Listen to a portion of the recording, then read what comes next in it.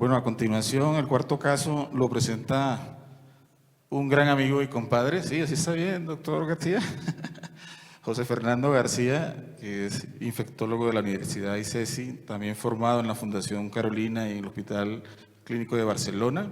Él es infectólogo de la Fundación Valle de Lili, también es docente de la Universidad ICESI. Doctor García, su caso. Él nos recomienda que descarguen una aplicación para hacer una votación, que es la de Poll Everywhere. Sí.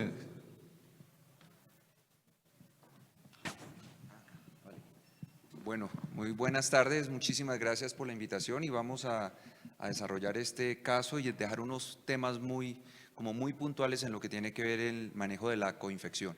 Para que todos puedan participar, los invito a que descarguen el Poll Everywhere y lo que hacen es que se vinculan a la clase, colocan el código José García Go 589. Entonces vamos a desarrollar esta actividad.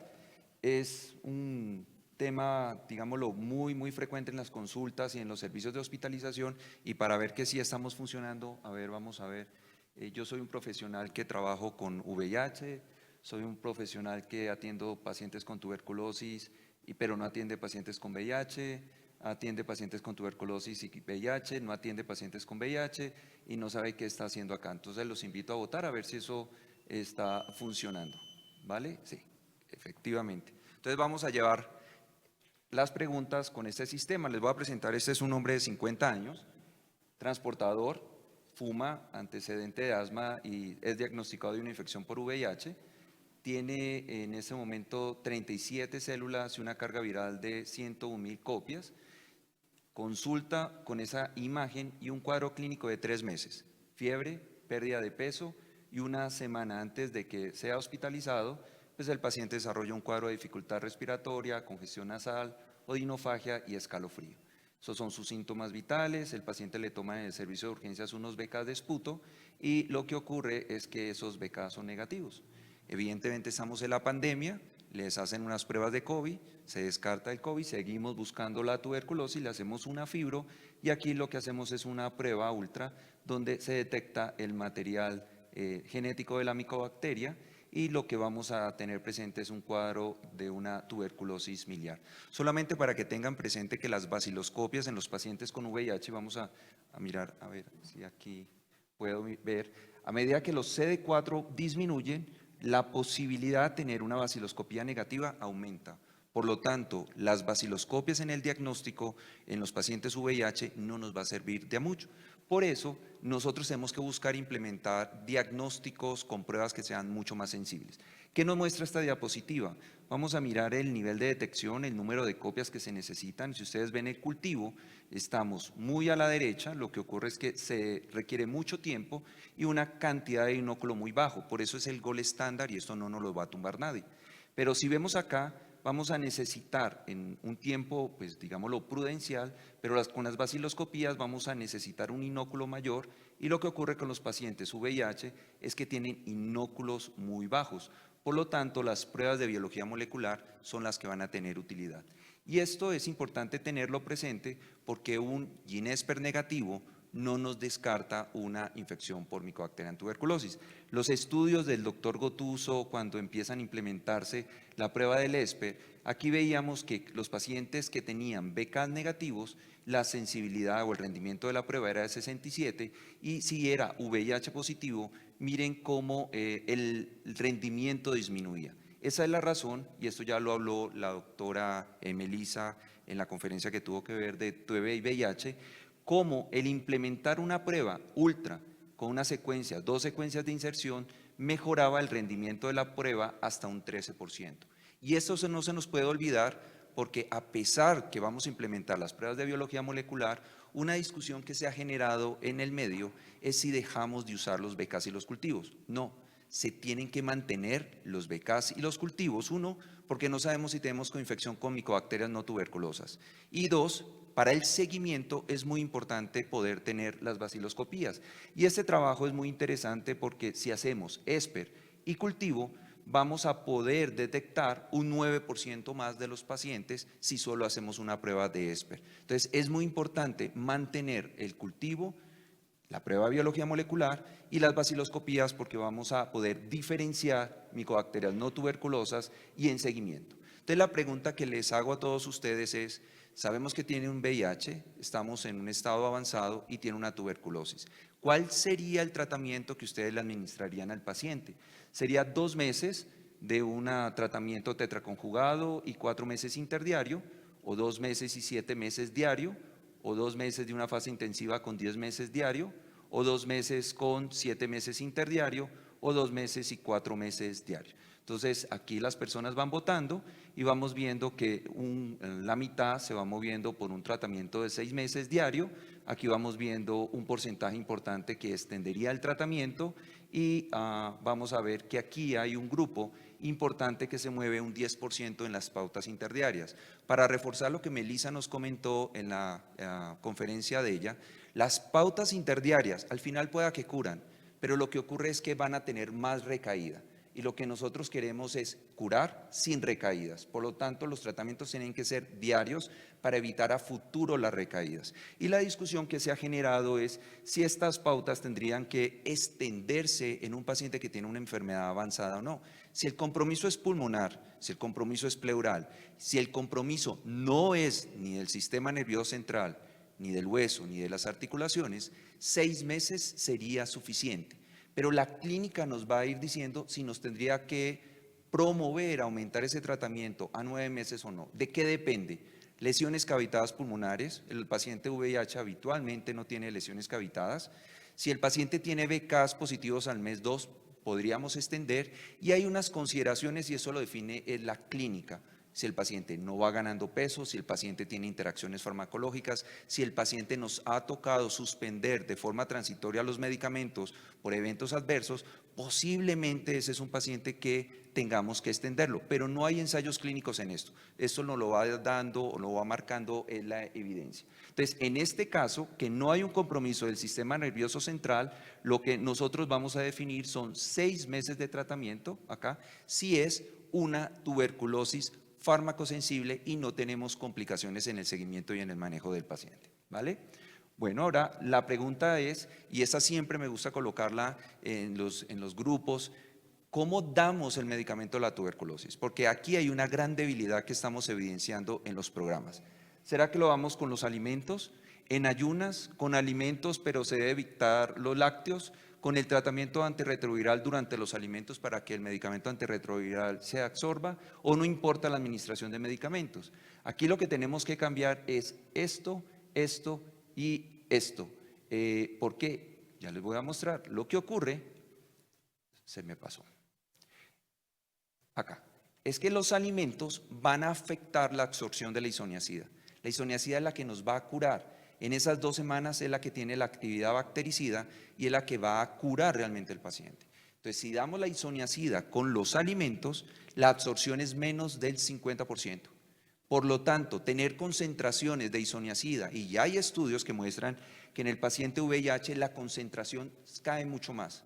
Entonces, hay que fortalecer en los programas que el medicamento se dé en ayunas, 1 o 2 horas antes del desayuno, y hay que evaluar también, ojalá, en los pacientes hospitalizados, poder monitorizar la concentración de los medicamentos en sangre. Entonces, la pregunta que viene, y es el tema que nos trae, ¿cuándo empezar el tratamiento antirretroviral? ¿Será que lo empezamos inmediatamente, empiezo el tratamiento de la tuberculosis? ¿A las 2 semanas posterior al inicio del tratamiento? ¿A las 4 semanas posterior al inicio del tratamiento anti-TBC? Una vez finalice la segunda fase, la primera fase, perdón, o al finalizar el tratamiento de la tuberculosis? Evidentemente, esto no lo podemos hacer. Ya Stefan Loon hace más de 20 años nos dijo, no podemos esperar empezar el tratamiento antirretroviral una vez finalice el tratamiento de la tuberculosis, porque si no el paciente se nos quedó, no vamos a tener paciente. Hay que iniciarlo y lo más pronto posible, pero eso fue una pregunta y una discusión que se trató de resolver en varios ensayos clínicos. Esos ensayos clínicos hoy día, esa información ya no nos aplica, porque esa era información antes del 2010. Eran estudios cuando teníamos terapias antirretrovirales con eventos adversos, con muy poca tolerabilidad. Eran pacientes que no tenían un muy buen, digámoslo, posibilidad en términos de terapia antirretroviral.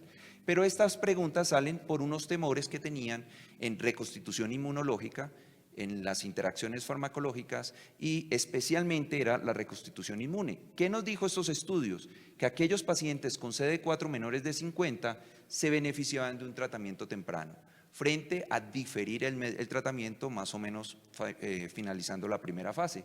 Cuando el paciente tenía CD4 mayores de 50, miren, quedaba igual. Esto era la información que teníamos y desafortunadamente es la que muchos de nosotros manejamos. Esto era también un poco sustentado por estos estudios que mostraban que la terapia antirretroviral condicionaba algo que nos preocupaba, que era la reconstitución inmune. Se presenta entre el 13 y el 15% en la mayoría de los registros. Entonces, hoy día, a partir de este estudio donde la gente dijo, bueno, si ya tenemos medicamentos que son mucho más potentes, mucho más seguros y sabemos que tenemos que empezar el tratamiento antirretroviral de forma inmediata, ¿será que en tuberculosis tenemos que seguir con la misma idea de posponer el tratamiento? Entonces la situación es que la Organización Mundial de la Salud en el 2021, ya exactamente hace un año, nos hace unas recomendaciones. La terapia antirretroviral debe iniciarse independiente de los CD4 en el paciente con tuberculosis y VIH inmediatamente. ¿Qué es inmediatamente? En esas primeras 2 semanas después de iniciar el tratamiento de la tuberculosis. Una recomendación, no empezarlo ahí mismo. ¿Por qué? Porque no sabemos cómo tolera el medicamento de la tuberculosis. Yo les digo, esperen al menos 1 o 2 semanas, miran que el paciente lo tolere muy bien y a las 2 semanas empezamos la terapia antirretroviral. Pero no se pospone esas 4, 8 semanas, porque ya sabemos por el estudio STAR y el temprano que esos pacientes se van a beneficiar del tratamiento antirretroviral. ¿En quiénes debemos esperar? Tuberculosis meningia, y esto es debido a que tienen mayor riesgo de reconstitución inmunológica. ¿Okay? Entonces, la siguiente pregunta que les haría es, ¿qué terapia vamos a iniciar? ¿Será que vamos a empezar dolutegravir con abacavir lamivudina o una pauta con raltegravir o una pauta con efavirenz? Caletra o dolutegravir doble dosis o raltegravir doble dosis o no empezamos el tratamiento. Entonces los invito a votar para que exploremos un poco cuál sería el esquema antirretroviral que empezarían en sus programas. Entonces es muy interesante, vemos un 37% iniciarían dolutegravir, abacavir, lamivudina una vez al día, tenemos un 50% con efavirenz, raltegravir doble dosis, un porcentaje importante, y un 15% dolutegravir 50 miligramos 2 veces al día. Entonces, esto es lo interesante y es lo que vemos en la realidad con los pacientes con tuberculosis y VIH, que a pesar que tenemos unas recomendaciones, desafortunadamente no tenemos presente lo que tiene que ver con las interacciones farmacológicas. Ese es lo primero que se les tiene que venir a la cabeza en el momento de iniciar el tratamiento antirretroviral. Esto ya lo sabíamos. Todo lo que afecte la farmacocinética, más del 30%, ya sea la concentración máxima, la concentración mínima, el área bajo la curva sobre la MIC, todo va a afectar o tiene repercusión clínica. Entonces hay estudios con efavirenz, con nevirapina, en su momento con delavirdina, donde evidenciaban que la farmacocinética del efavirenz se podía afectar en el parámetro farmacocinético un 30%.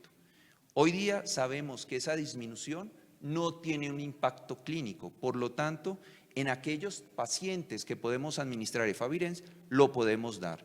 Pero desafortunadamente son los eventos adversos del efavirenz los que nos hace que el 30% nos tengamos que cambiar. Entonces, lo que queremos es iniciar un tratamiento, darle la seguridad al paciente para no modificarlo en el tiempo.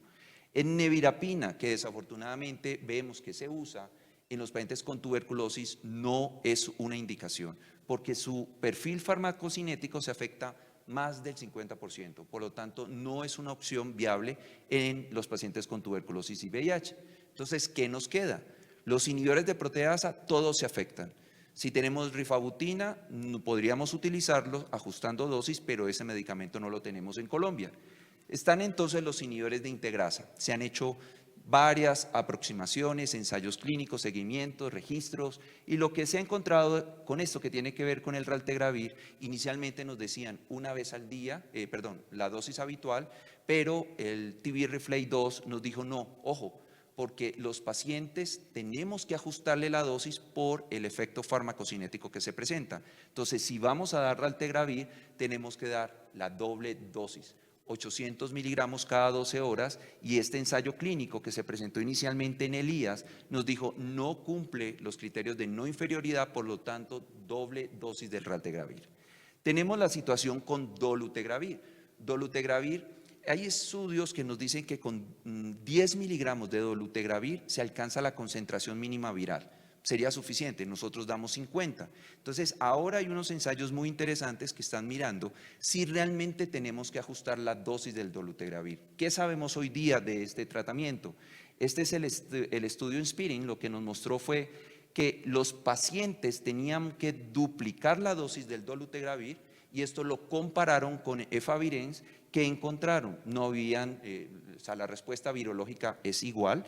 Lo que sí llama la atención es el control virológico. Evidentemente a la semana 8ª es mucho más rápido con el dolutegravir, que esas son las ventajas de los inhibidores de la integrasa, y estos pacientes frente a efavirenz les fue igual. O sea, frente al VIH ya tenemos claro pautas como el efavirenz y pautas con inhibidores de integrasa, pero en el momento ajustado el tratamiento al doble de la dosis.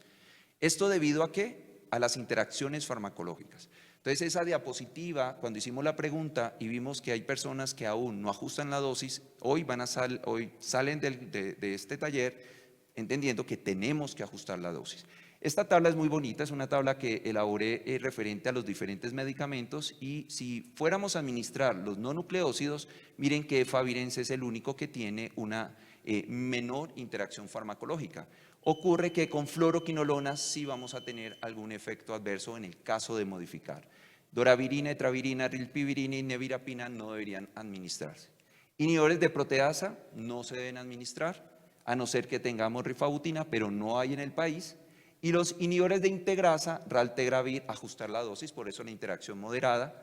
Victegravir no se debe administrar en los pacientes con tuberculosis. Dolutegravir debe modificar, y eso vamos a ver qué pasa con un ensayo que está corriendo, porque posiblemente con 50 miligramos ellos lo que van a hacer es monitorizar concentraciones, y pueda que este efecto puede ser algo llamativo. El viltegravir no, cabotegravir no se puede administrar. Y la última pregunta que les haría es, bueno, si sabemos que la reconstitución inmunológica es un problema, si empezamos la terapia antirretroviral de forma temprana, ¿ustedes qué harían para evitar el riesgo de reconstitución inmunológica? No administro un tratamiento TAR que disminuya rápidamente la concentración, porque ese es el temor que se tiene cuando se va a empezar un inhibidor de integrasa, que para adelantarles se hizo ya el estudio y se evidenció que ni dolutegravir ni raltegravir frente a efavirenz aumentan el riesgo de reconstitución inmunológica. ¿Será que administro esteroides profilácticos? ¿Será que vigilo la presencia de fiebre o empeoramiento clínico y radiológico? ¿O administro AINES? Y es muy llamativo porque aquí vamos a ver que la mayor parte de las personas que están acá van a vigilar. Desde el 2018, el doctor Mains nos empezó a mostrar algo muy interesante. ¿Qué sabemos de la reconstitución? Podemos tener dos, pero en el paciente que está en terapia antirretroviral y empeora, esto hablamos como una respuesta paradójica. Y la mortalidad cuando la tuberculosis es en otro nivel, fuera del sistema nervioso central, es del 2%, pero cuando es del sistema nervioso central la mortalidad es muy alta, por eso se recomienda un poco retrasar. La hospitalización en el iris es 1 de cada 4. Entonces, la frecuencia va a variar y sabemos que esto puede ir entre un 10 a un 45%. En estudios que hemos hecho hemos encontrado alrededor de un 13-18%. ¿Y cuál es la recomendación? No están en las guías. Este es un trabajo muy interesante del doctor Mains. Lo que nos habla es que yo puedo disminuir la reconstitución inmunológica en una estrategia que se llama PreventTV. ¿Qué es el PreventTV? Es administrar prednisolona 40 miligramos al día por 14 días, luego pasar a 20 miligramos por 14 días, descartando que no tenga sarcoma de Kaposi, descartando que no tenga criptococosis, y solo lo vamos a administrar en aquellos pacientes que tienen CD4 menores de 100, que la tuberculosis es fármaco sensible y que han empezado esa terapia antirretroviral en esos primeros 30 días después del tratamiento de la tuberculosis. Y el tratamiento de la tuberculosis tiene que ser el estándar, no puede ser un tratamiento de la tuberculosis individualizado. Entonces, esta es la estrategia Prevena-AR, que está desde el 2018, y apenas las guías van a empezar a adoptar esta estrategia con el objetivo de disminuir la reconstitución inmunológica. No siendo más y ajustándome al tiempo, muchísimas gracias.